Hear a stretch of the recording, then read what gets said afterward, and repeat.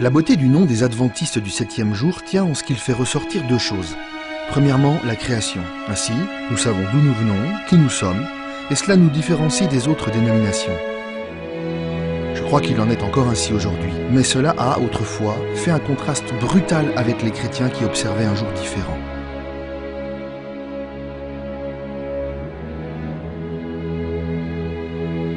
J'aime dire aux gens le nom dans son entier, adventiste du 7e jour. Tout le thème de la tragédie des siècles y est contenu et il dirige le regard vers l'événement auquel tous les adventistes aspirent, l'espérance bénie du retour de Jésus-Christ.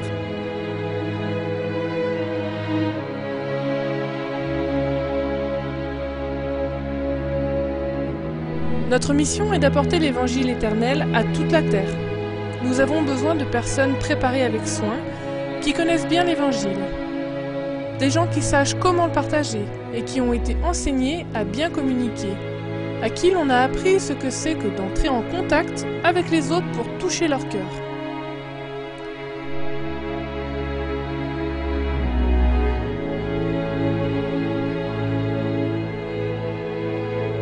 L'outil de communication le plus efficace est l'être humain.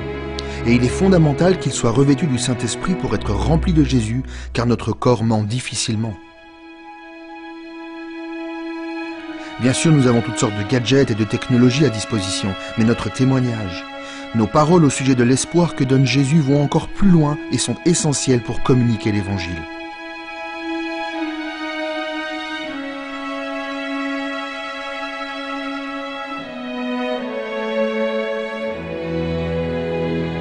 Christ est venu, et comme nous le savons tous, il a passé beaucoup de temps avec les gens.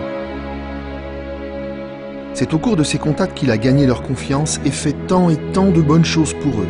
Non seulement il les a guéris, bien sûr, mais il a aussi prêché et son message avait de la puissance parce qu'il était un médecin plein de douceur.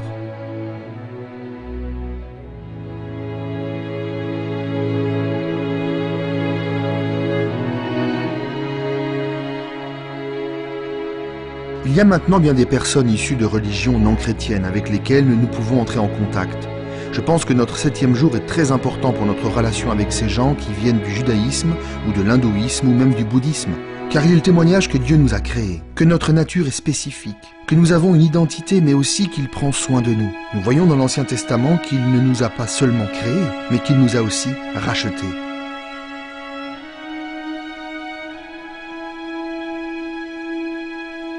Et parce que nous savons d'où nous venons, qui nous sommes, Dieu a pensé un plan du salut pour nous libérer de notre méchanceté.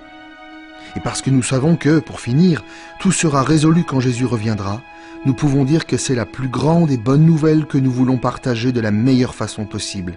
Mais il n'y a pas qu'une seule manière de le faire.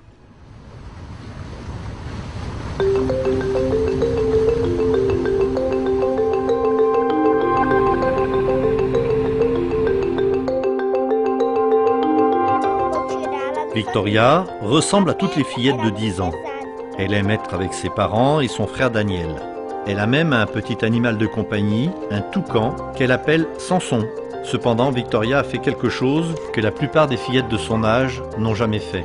Elle a créé un petit groupe qui se réunit chaque semaine pour étudier la Bible.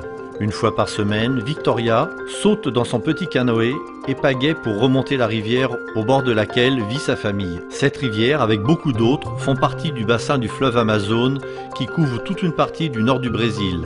Avec efficacité et beaucoup de détermination, Victoria remonte la rivière jusqu'aux maisons de ses amis qu'elle cueille au passage pour qu'ils l'accompagnent à l'étude de la Bible. Victoria explique pourquoi elle navigue dans une si petite embarcation sur cette grande rivière. Il me faut prendre un canoë parce que je n'ai pas la force de manœuvrer un bateau plus grand. Je suis trop petite. Parfois, son frère l'accompagne pour l'aider. Et quand le canoë est plein, ils rejoignent un sentier qui les mène dans la jungle. Ils marchent sur les troncs couchés et font attention à ne pas tomber dans l'épaisse couche de boue qui couvre le sol de la forêt. Ils arrivent finalement à une petite hutte sur pilotis qui donne sur un autre bras de la rivière. Ce lieu appartient à l'un des amis qui l'a mis à disposition pour l'étude biblique, aussi longtemps qu'il lui sera permis d'y participer. Les jeunes gens commencent par prier, puis ils ouvrent un petit manuel édité par la division sud-américaine et dont ils se servent comme guide d'études. Ils utilisent aussi le questionnaire d'école du sabbat. Après une discussion sur le sujet de la leçon, ils chantent et terminent par une prière. Victoria donne une raison toute simple à son désir de partager sa connaissance de Jésus avec ses amis. C'est parce que je veux être au ciel avec eux. 3 des amis de Victoria ont désiré être baptisés et y invitent d'autres amis à leur rencontre hebdomadaire. Si une jeune fille peut vouloir braver une grande rivière pour partager sa foi avec ses amis, imaginez tout ce que nous pouvons faire pour aider à la propagation de l'Évangile partout dans le monde. Tout ce dont nous avons besoin, c'est d'un peu de foi, de courage et l'œuvre du Saint-Esprit. Et avec cela, nous pourrons faire des merveilles au nom de Jésus, tout comme cette petite fille sur le fleuve Amazone.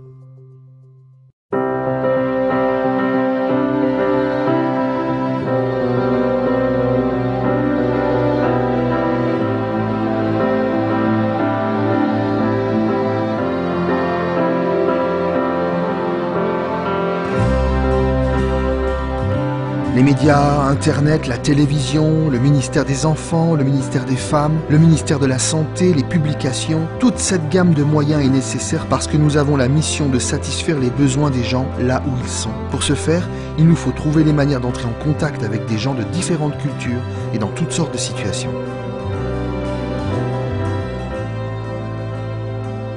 L'éducation doit être le cœur de la mission, ou peut-être l'élément vital de la mission de l'Église. Oui, bien sûr, Jésus est le centre de tout ce que nous faisons, le point central de l'éducation. Mais l'éducation est ce qui rassemble tout le reste. Et je pense à l'élément vital parce que l'éducation œuvre à tous les niveaux, dans chaque endroit, dans chaque ministère, dans chaque service et dans chaque structure de l'Église.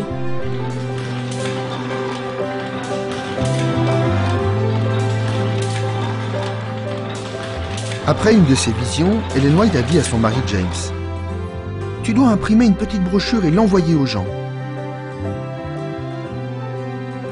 C'est ainsi que la mission des publications a pris corps dans cette seule phrase: imprimer et faire circuler la littérature adventiste du 7e jour.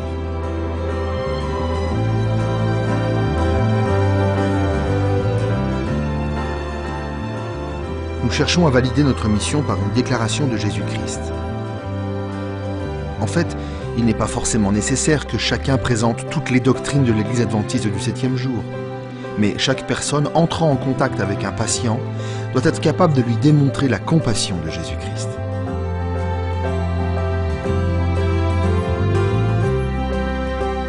Les gens cherchent désespérément une espérance.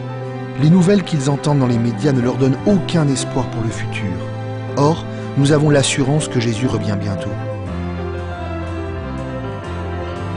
Aussi, si avec conviction et passion nous disons aux gens « Jésus vient bientôt », cette assurance de base et fondamentale sera capable d'apporter l'espoir dans leur cœur.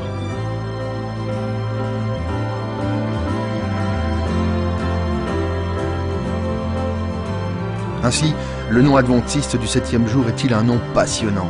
Manifestement, il est de provenance céleste. Il a été béni par Dieu parce qu'il nous dit d'où nous venons. Le 7e jour, l'achèvement de la création, nous amène à penser à la fin de ce monde, quand Jésus reviendra.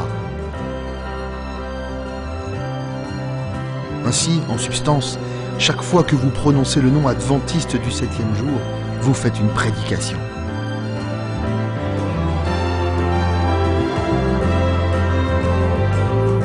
Nous avons besoin d'être revigorés par la certitude de savoir qui nous sommes, pourquoi nous sommes sur cette terre et qui va revenir bientôt pour nous emmener avec lui dans notre maison céleste.